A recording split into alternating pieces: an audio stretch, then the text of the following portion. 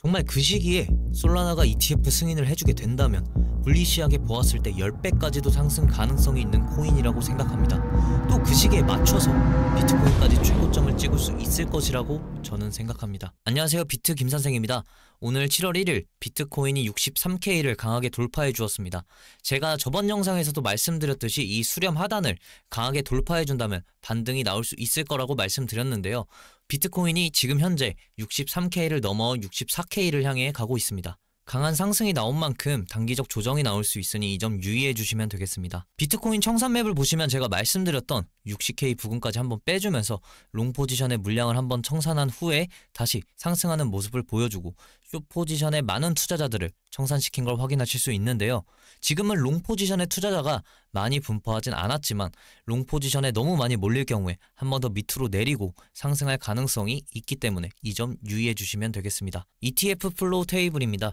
비트코인이 잠시 하락 추세로 전환했었지만 가격이 떨어질 때 순 유입으로 4일 연속 전환해주면서 가격을 방어해 주었습니다. 공포 탐욕지수 역시 53으로 전날보다 상승한 걸 확인하실 수 있는데요.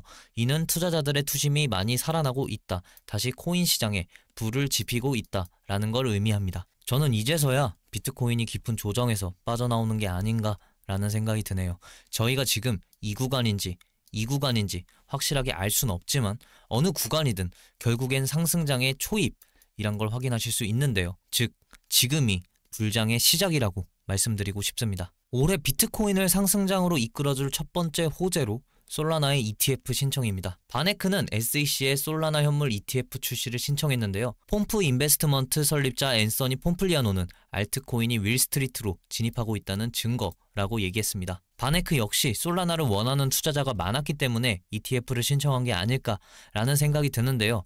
알트코인이 월가에 진입하게 된다면 앞으로 솔라나와 같은 유망한 알트코인들까지 ETF 상품이 나오게 되고 알트코인 시장을 상승장으로 이끌어줄 것 같습니다. 하지만 에릭 발추나스는 솔라나의 ETF 승인을 미 대선 결과에 달렸다고 합니다. 그는 솔라나 선물 ETF가 없기 때문에 솔라나 현물 ETF 신청 승인이 가능성이 낮다라고 밝혔습니다. 그는 헤스터 피어스가 SEC 위원장으로 선임될 경우 상황이 달라질 수 있다고 설명했는데요. 하지만 바네크 임원은 선물 시장을 요구하는 것은 미국 SEC의 위원장 게리 갠슬러의 심리 작전일 뿐이라고 하고 11월에 누가 미국 대통령이 되든 게리 갠슬러는 해고될 가능성이 높다라고 생각한다고 얘기했습니다. 이런 근거들로 솔라나 현물 ETF 신청 승인 가능성이 매우 높다고 얘기했습니다. 또 미국 월가의 대표적인 기업 중 하나인 골드만삭스의 임원이었던 라울 팔은 솔라나가 비트코인과 같은 상승세를 보일 것이다 라고 얘기했는데요. 라울 팔은 솔라나가 자신의 포트폴리오에서 무려 90%를 차지하고 있다고 합니다. 저 역시 솔라나가 매우 유망한 알트코인 중 하나라고 생각하고 있는데요.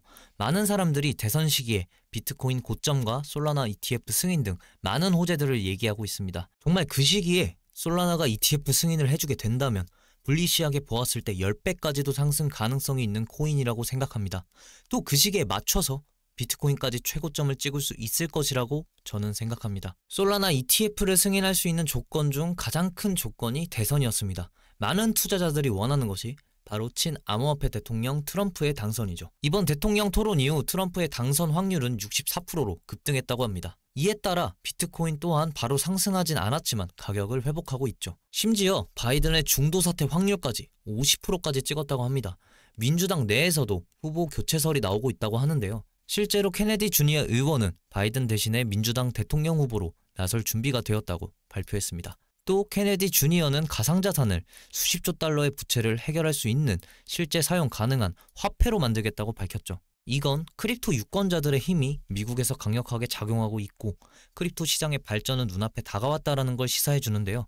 이처럼 비트코인은 상승할 수밖에 없는 호재를 등에 업고 있습니다.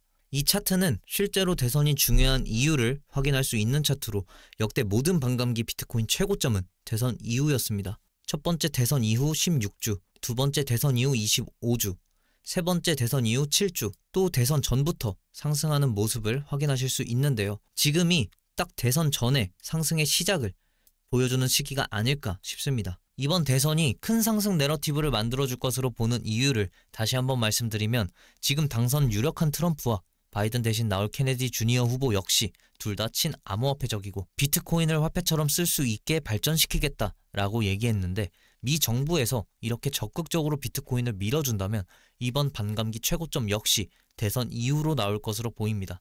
또 아까 말씀드렸던 솔라나 ETF까지 더불어서 승인된다면 이번 반감기 최고점이 역대급 상승이 아닐까라고 생각해 볼 수 있을 것 같네요. 제가 시장의 거물의 유입이 비트코인의 상승을 견인해 줄 것이다 라고 얘기 드린 적이 있는데, 바로 세계 41위 부자 컴퓨터 회사 델의 CEO인 마이클 델이 비트코인 시장에 참여할 것으로 보여집니다. 최근 제가 마이클 델이 비트코인을 지지하고 있는 것 같다 라고 말씀드렸던 적이 있습니다.